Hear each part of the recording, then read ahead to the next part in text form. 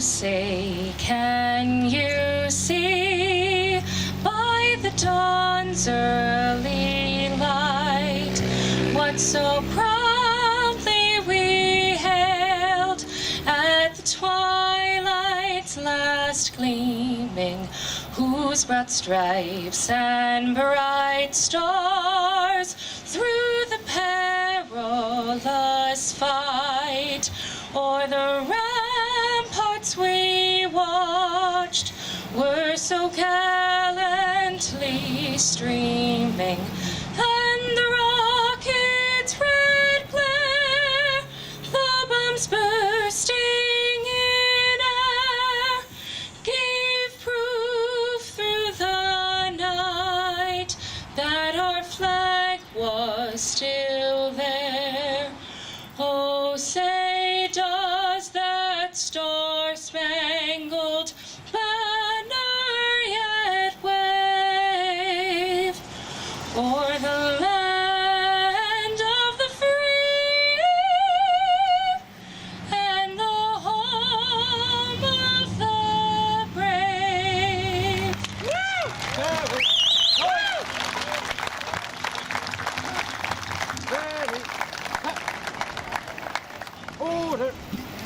All right, first off, let me say thank you, everybody, for coming out here today. Today is a great place. I gotta remember to stay away from the speakers, right? Yeah. All right, so today is a great day to accomplish a couple of things. One, you guys are gonna go on a hell of a ride. I think you're gonna have a lot of fun. Two, you're gonna participate in a little bit of camaraderie, but most importantly, we're gonna be here and we're gonna remember Brian Arsenault. Brian Arsenault, of course, was a soldier in the 82nd Airborne Division, but more importantly, he was a member of our town and our community. And I got out of the Army shortly after Brian went in, so I never actually got to meet him. And since his passing, I've got to meet his family and get to know them very well. Great family. And what I really appreciate about what they're doing with things like this is that they're remembering, excuse me, they're remembering Brian as the person that he was and not just as a soldier. And what I've learned about Brian is, one, his love for his family was immense. Two, his love for sharks. What is the name of the shark organization? Atlantic White Shark. Right. So, and Brian was a lover of shark. He has some great pictures in his sketchbook that we're able to look at. And he was also an avid hockey player. I went to Algonquin, where my kids go today, and I think that brought a lot of things home to us. And it's even just difficult to talk about right now. I think for all of us. So Brian was an infantryman, and how many infantry are here today? All right.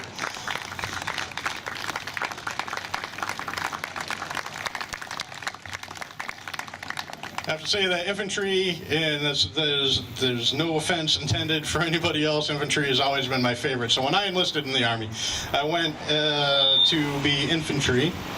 And my recruiter said, "You don't want to be infantry?" And I said, "I do want to be infantry. Those are the guys that are in all the movies, and those are the cool guys." And he said, "No, you don't want to be infantry because you're old and you're fat."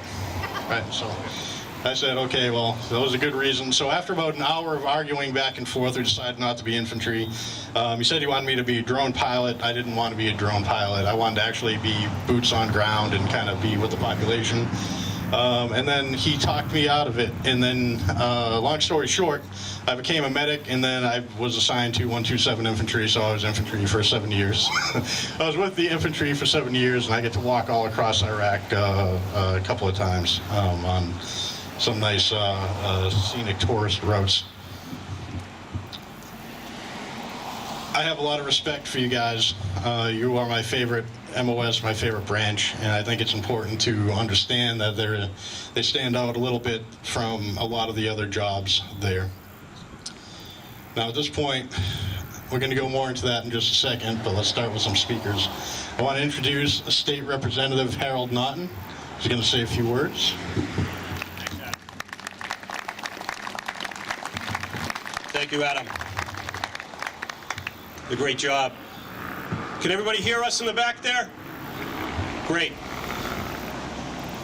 I give, and I'm asked to give a lot of speeches in my job, and very seldom do I hesitate. That's part of the job. In this, I'm going to be honest with you, I did for a little bit. Dan, Leslie, Lindsay, thank you for doing this. Thank you for sharing Brian with us. And why I didn't hesitate after a while, because those of us who have been given the privilege, and this isn't easy, but those of us who've been given the privilege of returning from war to our loved ones are also given the sacred duty of, as Abraham Lincoln said in his second inaugural, to care for those who bore the burden, and their widow and orphan, and their families, and their communities. That's our job, those of us that have returned from Iraq, from Afghanistan. And if you've heard me tell this story before, bear with me, but you've got a job here today too, and leaving here today, and going on from today. And that's remembering and telling Brian's story. The night before my first tour in Iraq, I went out for a couple socials with my father, and there's a now gone place in the town of Clinton called the Old Timers Community Center, much like the American Legion is here in Northborough. My father, like many of his generation, was from an immigrant family, 8th grade education, but after Pearl Harbor signed up and went, like so many, like 25 million from that generation, eventually with the 4th Infantry Division,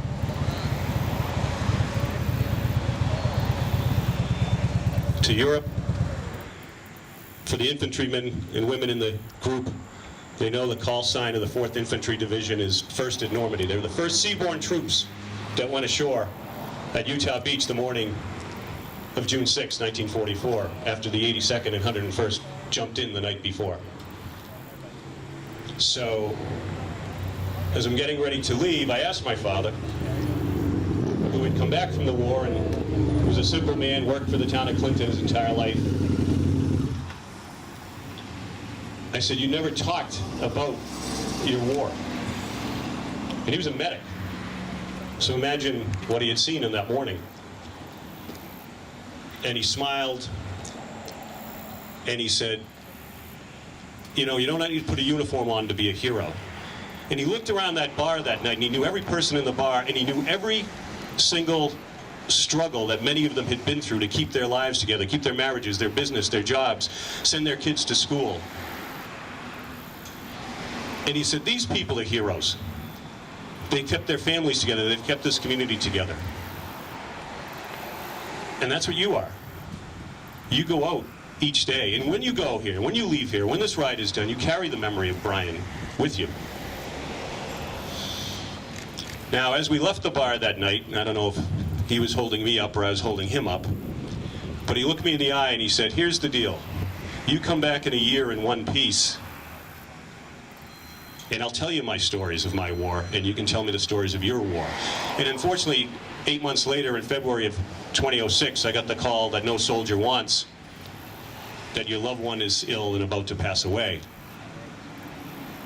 And so 55 hours later, coming back from Baghdad, I got to sit with him for an hour or two before he passed. But we never had that conversation. And that was his generation's story.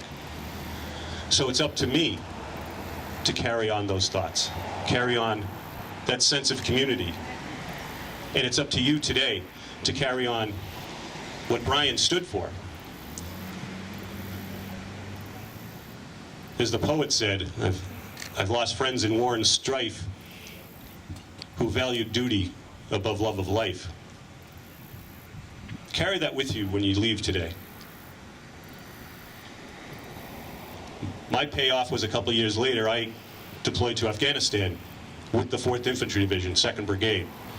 So it all comes back to the infantry, Adam. Same unit he went ashore in Normandy with. So again, I'm honored to be able to carry that with me. But have fun today. Yes, we're in sorrow, but we're here to celebrate as well. A joyful life, a wonderful life, and a wonderful family left behind that want to celebrate that life. Who gets a shark named after him? Come on. That's good stuff. You're good stuff.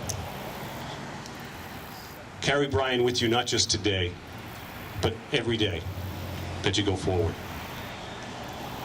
And when you do that, you've accomplished your sacred duty. God bless you. Be safe. Have a great ride today. I want to thank you all for joining our second ride in honor of Brian and all of our fallen heroes. With the help of our sponsors, donors, riders, passengers from last year's ride, we've established the Specialist Brian K. Arsenault Memorial Fund.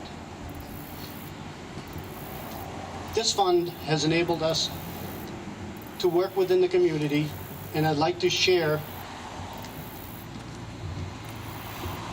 some of the projects we've been able to participate in because of your support.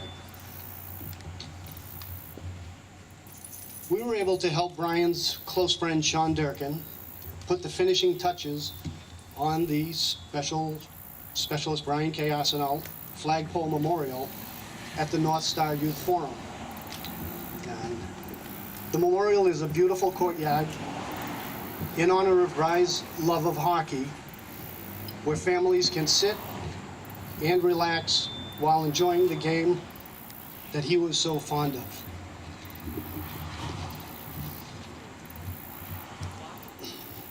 We had our first Specialist Brian K. Arsenault scholarship. 2 young men were given this award for their incredible speeches on what patriotism means to them. The fund has also supported local veterans in a much more personal manner. And that one we'll keep to ourselves. We supported Project New Hope, an organization providing veterans and their families with the education, training, and skills necessary to manage their lives after wartime service. And most recently, like it's already been hit on, Brian's cousin Elliot had contacted the Atlantic White Shark Conservancy, and on the day of Brian's passing, a shark was tagged and named in Brian's honor. This was one of Brian's great loves and passions, and it means a lot to us, so that's a more personal endeavor, but at the White Shark Conservancy, they provide research, public safety, and education to ensure that this important species survives, and it's, again, it's just near and dear to Brian. And I just wanted everybody to know that, I mean, none of this would be possible without your support, and we really appreciate you coming out to these events to help us out. I just want to say thank you again.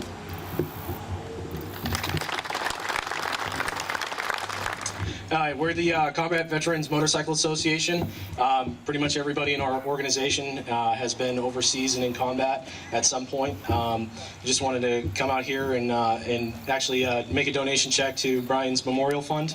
You know, we really appreciate everything you guys are doing for veterans. It's huge in our community, and you know, the sacrifice that Brian made, you know, from the bottom of our hearts as combat veterans, that's something that is, you know, near and dear to us. You know, a lot of us have lost friends overseas, and to be able to be here and support you guys as a family is huge for us. So we'd like to make that donation to you if that's possible.